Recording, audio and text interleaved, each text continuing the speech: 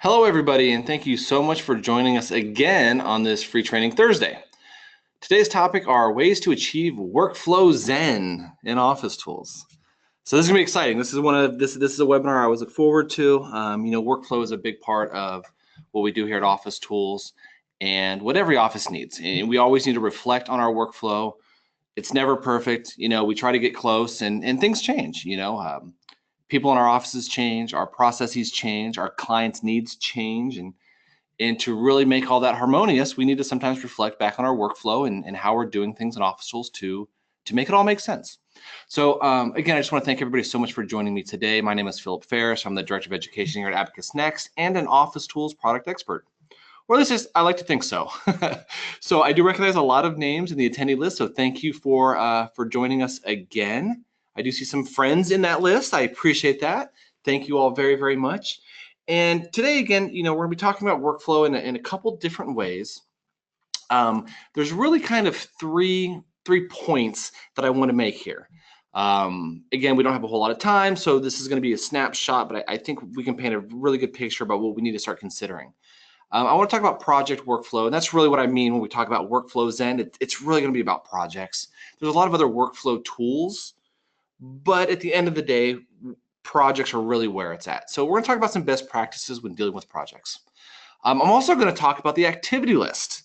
And I know the activity list is not, part of the project necessarily, but you know what? When it comes to workflow and getting the most out of projects, if we're not using our activity list correctly, we're really missing the ball here. It's critical to workflow that our activity list and how work gets assigned and delegated and tracked and all that is managed well by everybody. So we're going to talk a little bit about that. And then ultimately, we're going to do some things with reports. The reports part will be quick. I just want to go to a couple, go-to project and workflow type reports that, if you haven't seen or you don't use, you might want to start reflecting on that and perhaps using those. So a little bit of housekeeping real quick. I maybe should have done this at the beginning. I'd like to see if my audio is coming in okay. So I'm assuming, I don't see anything in the questions area, so I'm assuming it is, but if you don't mind, if somebody could put into the chat or questions area, or just raise your hand and let me know that the audio is coming in okay, then that would be fantastic. I am going to do my best to answer questions at the end. Again, we have a lot to cover, but I will do my best to put a couple minutes on the end to get to any questions. If I don't, I will be more than happy to reach out and address those questions. And I see that my audio is coming in. Thank you all very much for your replies. I really, really appreciate that. Okay, so let's get started. I mean, without further ado, let's just jump right in and start talking about workflow zen and specifically project best practices. Now, if you're an experienced Office Tools user and you know your way around a project as good as anybody else, then this may just seem very obvious to you. If you're just getting started with Office Tools or you're having some trouble with projects, then this may be very valuable because while simple in concept, these practices, they can do a lot. They can change a lot of the ways not only projects behave, but how we interact with projects within Office Tools and how we set them up and structure them. So what we all need to do, especially this time of year, is reflect on our projects that we're going to be using in the coming months. There's a couple things I'm going to point out that I think can be very, very important and can really change a lot about how projects are used and ran. So I'm going to start off, and typically in training webinars, I try not to go into the settings area, but I think it's very important for this discussion. So that's actually where we're going to start. When projects were set up in your office, there were two areas that we're really focused on. Whether you set it up or you're setting it up now, or you just use the projects that exist, there's these two fundamental places that represent how projects behave within Office Tools. Okay, and I'm not telling everybody to go into these settings and start changing things, but if you're a person who is in a position to review this and you want to start looking and making sure your projects are set up in a best practices kind of manner, this is where you want to start. The first area is under setup, under projects, in the section that says project definitions. So when we have projects in Office Tools and they start to behave or they're not quite doing what you are expecting them to do, this is typically the place where we can go and make those corrections, right? Each project has its own kind of rule set, and this is where we can go in there and affect those rules. So just to keep it simple, I'm just going to use my 1040 project here because I think everyone understands fundamentally what this is about and how this kind of works. So I'm going to go ahead and go into this project, and this is going to break down into a couple different tabs. I'm not going to go through all the tabs and options. Unfortunately, we just don't have the time today. But if you have not gone in and reviewed your project definitions recently, now is a good time to do so. All right. A lot of these options are retroactive, meaning if you make a change in here, then your project behavior will also change, but not all of them are. And again, while I can't go over all of them at the moment, if you have additional questions or you're concerned about something, please reach out to us at training@officetools.com, and we'll be more than happy to clarify and get into the details for you. So most of this is typically going to be okay. If you've used projects before, then you're probably fine in most cases, but I'm going to point out some hot spots. One thing I want to point out as a best practice, or at least as a valuable feature, is actually on the very first tab here under project options. It's located down here on the bottom, and it's an option that says auto populate promise date. And then you have a value along with the option to have this promise date be based on when the work is actually received or prior to the due date of the project. So this is really cool because, for our 1040, for example, we know it's due in the middle of April. That's a given. We know that.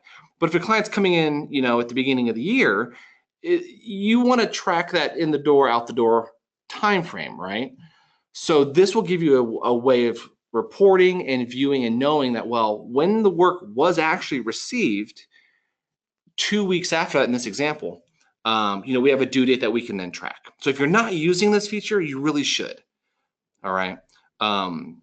It's very helpful. This information right here will actually show up on the project screen in the background under the delivery date. So now well, the client came in at the 1st, so they need to be done and out by the 14th, or whatever the date range may be. It could be 14 days, 3 weeks. Again, that's up to you. Not critical, does not change the functionality of the project as a whole. Does require, however, that you mark the projects received. And you can see a received box on the project screen over on the right. Okay, over here. So as long as people are marking the projects received, it will now trigger this due date value, which you can then track in reports and on screen. So if you're not using that, use that. It's very cool. In addition to that, and this is really why I wanted to bring everybody into this particular screen, is this last year changed a little bit about how project workflow options are selected. Now, in previous older versions, when some of your projects may have originally been created, the view was much more complex and had a lot of options. It probably looked a little bit more like this. All right, and there was always different reasons to choose different options. But there are really only two distinct fundamental types of projects. There are concurrent projects, right, where you may have projects that have multiple steps and they're all being worked on the same time, like an audit, for example, where you have multiple people doing field work. Okay, so there's no real hierarchy as far as the processes. It's just there's things to do and we need to track these things. And then the other type is sequential, which is the more common project type. That's where step 1 gets done, then it goes to 2, and then it goes to 3. So we changed this a little bit to reflect that, to where you can very quickly come in and choose, well, I want a step-by-step project, or I want an everything at the same time project. And that's where sequential and concurrent kind of came into play. So if you haven't visited projects recently and you come back and you see this screen, most of your projects are probably going to fall into the sequential category. Tax returns, write-up work, bookkeeping, monthly stuff is almost always going to be sequential, as where the multiple people, multiple steps at the same time is going to fall into the concurrent. If you need to tweak or fine-tune, you can go back to the advanced view and make those changes. So review this, have a look at it, make sure it's working the way that you want, and then you're good to go. I would also recommend as best practice to review your reminder options. This screen has changed recently also. So you want to make sure that your project due date, along with your assignment dates, are all set up correctly. And so what I mean by that is, in this example, I have a project reminder due date set up for 30 days. And really what that means is, in this example, my project manager for this 1040 is going to get notified, in this case, March 15th or so, March 17th, that this project is coming up due. For my office, that makes sense. You might want to make that 15 days. You may want to make that 45 days. What I would recommend is that you don't make reminders too far in advance. It doesn't help me to have a reminder for this return 3 months before it's due. All right. So pick your battles with this one, but a month I think is appropriate in most cases. And then as far as the staff reminder options, right? I have that set for 5 days, which to me would be probably about the limit of time. Typically, I would actually recommend most offices kind of stick to the 2 or 3 day range. And what you're basically saying is that you have 2 or 3 days to get this work done, is kind of another way to think about this option. If you give somebody 5 days to do something, you know how long it takes them to do it? 5 days, right? So let's put some range in here that makes sense. But the 2 to 5 days I think is a good area. Lastly, the next tab that I want to bring out is the billing options tab. And I know there's a lot more in here. I'm going to the places where I see most of the reviewing and the rethinking of projects tends to happen. So the billing options, one area here that I would really recommend that everybody look at and begin to use if you're not, or at least review if you need to, is the default work codes.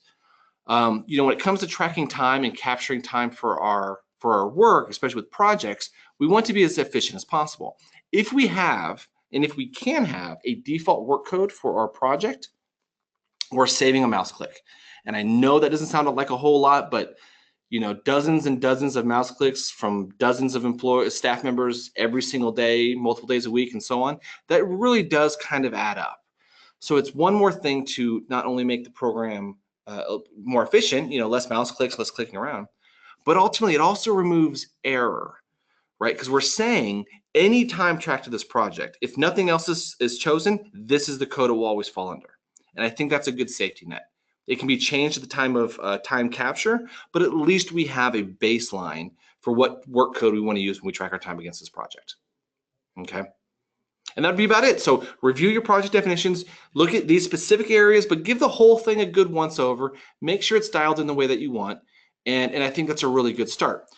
The second area, I'd mentioned two, the second area that is accessed when you're creating a project for the first time or something that you might want to review are the actual assignment groups. So again, this is another area that some offices will struggle, and especially at the very beginning, when offices first begin to use projects, they go a little overboard here. I'm not saying that we don't want to have a lot, and I know we have a lot of work to do and we're tracking a lot of things, and that's okay. But project assignment groups, especially as we are learning how OfficeTools works, we really want to be careful that we don't overdo it. We don't want our teams to be spending more time in OfficeTools project screens than doing the actual work. So we have to make sure that we pick our battles. So from a best practices point of view, the easiest way to do that is to just consider each assignment in your project as a change of hands. So if you come, for example, I'm now looking at my 1040, and I have my steps, and I have, it looks like nine steps or so for this individual return. And this sounds about right. I do some scanning, the prep happens, maybe there's some things missing. I mean, typically there are, so we got a step for that. Then things get reviewed and billed and e-filed and so on and so forth. This would represent each time the work changes hands. Now, if I were to fix this, if I were reviewing my workflow, these two right here kind of stand out to me because most likely this is going to be the same person and they're really the same kind of work. This is all going to go to one person basically. So I don't really need 2 steps for this. I think I can either reword it or change the description and have this be represented as a single task for somebody to do. Take care of the e-file. That's going to mean the 8879 and all the details that go around that. So we may want to tweak and fine tune this to get our workflow to make sense and to be, again, lean. We want our workflow to be lean if we can. If we feel we need more, then yes, obviously we need to come in here and add some more steps, but don't overdo it. I have seen 1040 projects or tax return projects with 30 steps in them. And everybody spends all day just clicking assignments off their list. They'll click 3 off in a row because they did 3 things in the last hour. And I don't know if that's an effective use of OfficeTools or if it really is, if there's any value to doing it that way. If you need more help on it, again, let us know. We'll be more than happy to communicate with you about what's going to work best for you and kind of how to set your projects up. Okay, so those are some things that you want to review. You want to look at your definitions and look at your project assignment groups. Okay. And by the way, just as the last thing, because a lot of people don't realize this, is that you can copy these. So once you get your workflow dialed in for one project, there's actually a copy button down here. Just copy that over to the other ones. Once you get your tax stuff kind of dialed in, just copy it to all your other returns, maybe go in there, tweak a couple things, saves you a lot of time. Okay, let me get back to this. So now we're on the project, we've defined it, everything looks good, so now let's start using it. And this is where we're gonna transition over to the work list, okay, or the activity list for this project. So there was a question that was asked about routing sheets for projects. So here's the thing, and I apologize that you may not really like my answer. The whole idea of OfficeTools projects are to get rid of routing sheets. Everything that we're tracking on a routing sheet, like who did what, when did they do it, what do we have, what don't we have, all those types of details are what projects are going to represent. So if you're using projects on OfficeTools and you still feel the need to have a routing sheet, a docket, a traveler, whatever you want to call it, move itself around the office, I would challenge you to give us some time, talk to one of our trainers, let us chat about your needs, and I bet you we can find a way to get rid of that.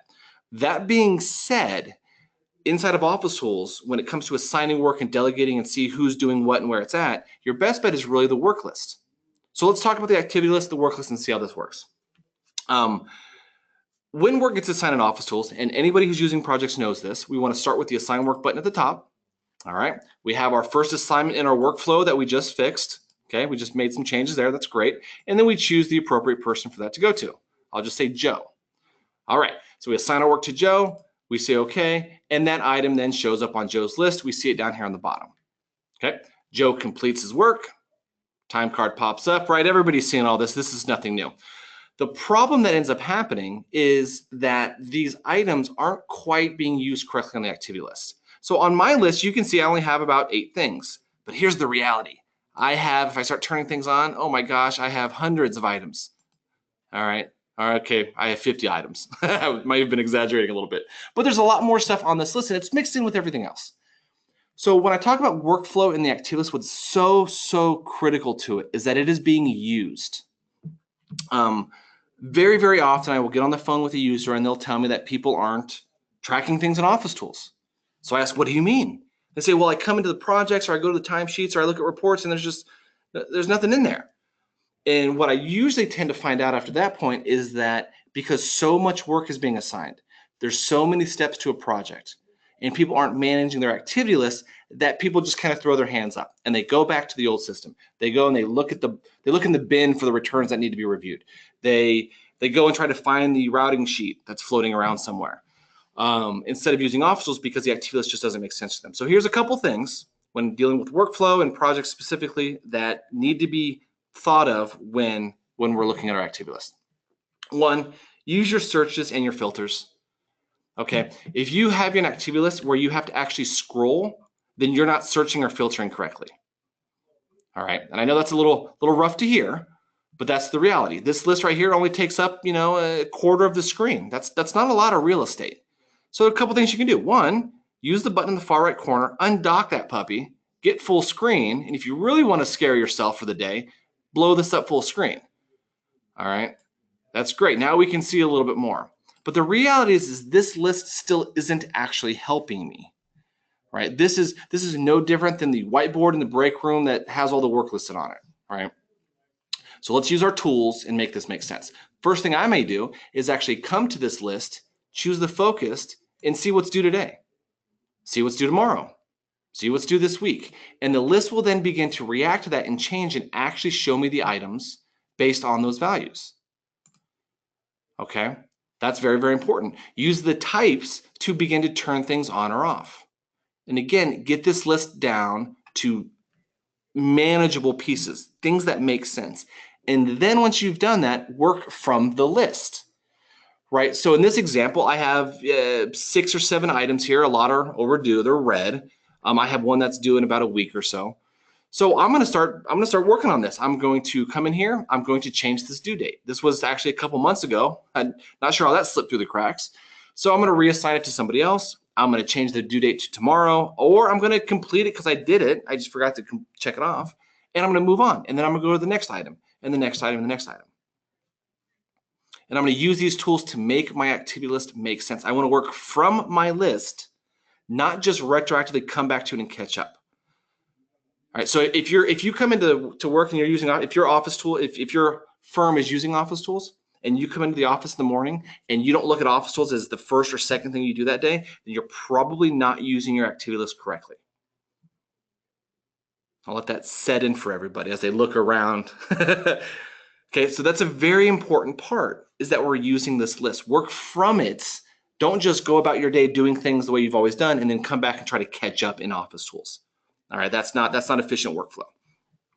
And these tools here will help you with that. For example, say I'm feeling like I want to do some tax prep today. Today's my tax prep day. You know, hey, why not? Let's do some tax work. So I can just begin to type in up here in the search bar at the very top whatever I may be looking for. You know, any part of these assignments, it's the client name, the type of project, even the step. I could just come in here and type in prep, and it will start to narrow that down. All right. I can start excluding things, right? So I've seen on here, I got some individual returns, I got some payroll, and I got a corporate return. I could actually do prep minus 1040, and it will get rid of all of those individual returns. So you can start to use these tools to make, and I keep saying this because I'm passionate about this, make your activity list make sense. If it's just a big list of red bubbles that you stare at every day, or maybe don't stare at every day, then we're missing an opportunity. You can have the best workflow ever, but if those items that are being delegated and assigned and landing on the list are not being managed and are not turning into actionable tasks, we're missing a good opportunity. Okay, so we've dialed in our workflow. We've looked at our projects. We've done some tweaking. Okay, all that looks really good. Now we understand that we have to really make our activity list the focus of Office Tools. All right, we have to make it make sense. All right. Now, what do we do with all that? Work gets done, assignments are given out, work gets completed, life goes on. Well, the last part, and this may not apply to everybody, so I'll make this a brief kind of thing, but it's nonetheless important, is reporting, looking at this information after the fact. Now, there's kind of two schools here. One is well, if it's done, and maybe I don't really care that much because we didn't miss any due dates, so that's okay. And I just want to know during the heat of battle, kind of what's occurring. So one way to kind of figure out what's going on with the project is simply just go to the project and go to the work list budget. All right, so if you want to know who did what, where, and when, this is going to be, your best bet. I can see that Joe scanned it and then it was prepared. I can see when it was due and assigned and all those details, what's completed. So this is just kind of a good, what's going on with the work. All right. That's more on-screen stuff. There's a printer button here. All right, it's where you can preview and view all these things in a different format. If you actually want, a printable version, although I never ask anybody to print anything out. We want to try to stay paperless if we can, right? But you can view all those things in a report format if you want. And there's also actual project reports. So I'm going to point out a couple that are kind of important, and we'll just go from there. So reports and obviously project reports. So when it comes to reporting, and this is something to really kind of understand, is that there are so many options when it comes to reports, as far as how you see information, what information you see, how that information is organized. So saving your reports once you have it dialed in is very, very key. With projects, there's a lot of similarity to projects because you can only juggle around dates and staff names so many different ways. But it's really about what's going on right now, what's coming up, right, in the future, and what happened before, right? It's kind of that past, present, and future aspect. So if we're talking about what's happened, the past stuff, the report you really want to look at is the history report. This is going to have a lot of details. It's going to give you a lot of stuff about projects from last year and who did what when, those types of things. There's also the log report. So both of these reports are very similar in a lot of ways. The log report I really like because obviously we can see everything that's been completed. We can see it by due date. All right, I might not have a lot of data in here for this report. We'll just run it and see what comes up. But the history and log report are just that. They're going to tell you kind of who did what when. There's no data, again, I just ran this for January, I apologize, but you get the idea that I can see that the client, so we have the contact field, we have the project, who worked on it, where is it currently at, when was it received? That's an important one. When was it actually due? Who completed it and when? So all these details are very handy for kind of after the fact reporting. As far as the current stuff, current status is going to be your report, right? What's really cool about this is it includes the option to show unprocessed, meaning this will not only show you projects that you're actually working on, but this will show you all the projects that you're not working on, but maybe should be. And when you start putting in the due dates and you choose the project types, you can select how many days they've been in the office for prioritizing things. This is a fantastic report when it comes to your Monday morning meetings where you're figuring out what's going on. This is a good project report to kind of start with. And again, what I'll do just to get some information on here, I'll just change our due date way back, run this report and see what we get. So we can see that our various clients, all the projects that we're working on, their statuses. And what I like about this report is there's a particular status. So this is a little bit of a best practice that you want to run this report for. So this is current status project report. As a housekeeping measure, you want to come in here and actually run a very specific assignment. It's called no current status. You don't see this status very often, but what this means is a project had begun, meaning at some point work was assigned to somebody, but there is no current assignment. Somebody didn't move the project to the next person. Something changed and a step was removed but not reassigned. Various things of what happens, but this is the OfficeTools equivalent of a file, under a book in the corner of the office. That's just been forgotten about. So run a report with this no current status, and this will give you there we go.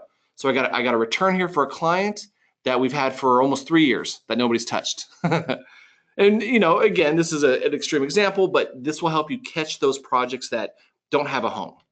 Okay. And the last report, which is also maybe the most obvious one, is the due date report.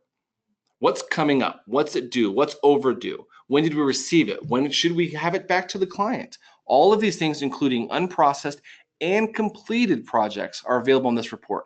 So this is the project report, is your due date report. Okay. And again, there are a lot of options, a lot of filters, a lot of versions of these. Once you get it a certain way, maybe by project or maybe by account manager or whatever detail level you feel is appropriate, just come to the plus button up at the top for the project, hit that, give it a name, save it, and it'll save you time next time you need to run this report. Okay, so workflow is a big topic. There's a lot of things. Projects themselves, we could talk about for hours and hours, and I love doing that. But for the sake of the time frame that we have today, those are the things that I wanted to cover that I run into very often with working with the offices and their workflow. Let's review our projects. Let's make sure we're using our activity list, and then let's report on all of these things and make sure that things are occurring in the manner we want, in the time frame that we expect, and in the fashion that we need it to. Okay, so with a couple minutes that we have left here, I would love to answer any questions that come up. So I'm going to go ahead and open up the questions here. I do see some stuff in here. So if you have questions, now is a great time to enter those in there. All right, let's see. So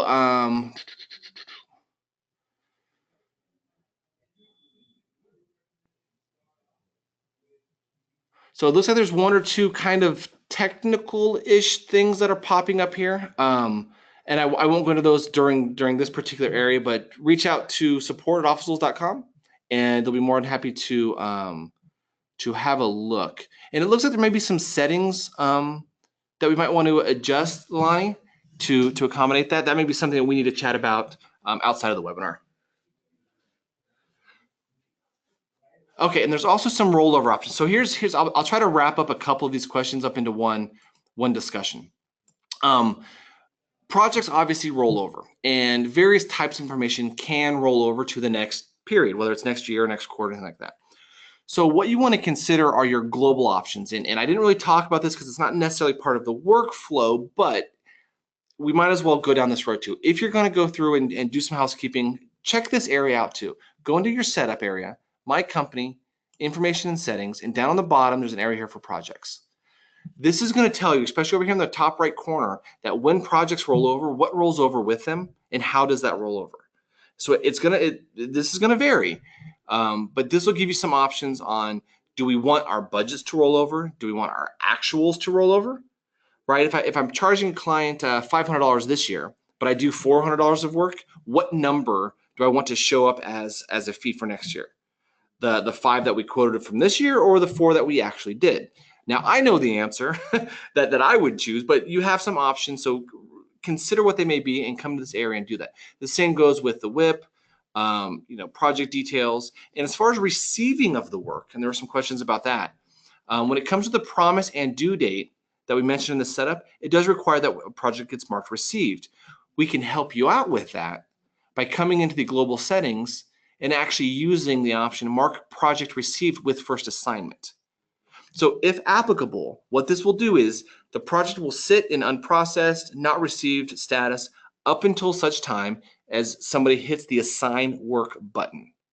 And when they do that, the receive date will auto-populate with that day's values, giving you the opportunity to not have to worry about it. If you're assigning work, there's an assumption that the work's in. Now, where that won't work, obviously, is if you're assigning work before you've actually received stuff. Some projects that actually make sense. But most of the time, projects don't start until there's something to do. So those things can go hand in hand, and that's a really good option to help you kick that off. Okay, we are, sorry I didn't have more time for questions, but we are out of time. In fact, we're a minute over. Thank you, everybody, so much for joining us. Really, really appreciate that. The last thing I want to leave everybody with, and I'll just go back to my slide here real quick, is if you have any more questions, whether it's training or support, if you want to sign up for more webinars, please visit us, abacusnext.com/support or abacusnext.com/webinars. You can obviously also navigate to OfficeTools.com for user guides and videos and things of that sort. Thank you all very much for joining me today, and I look forward to talking to you again next week.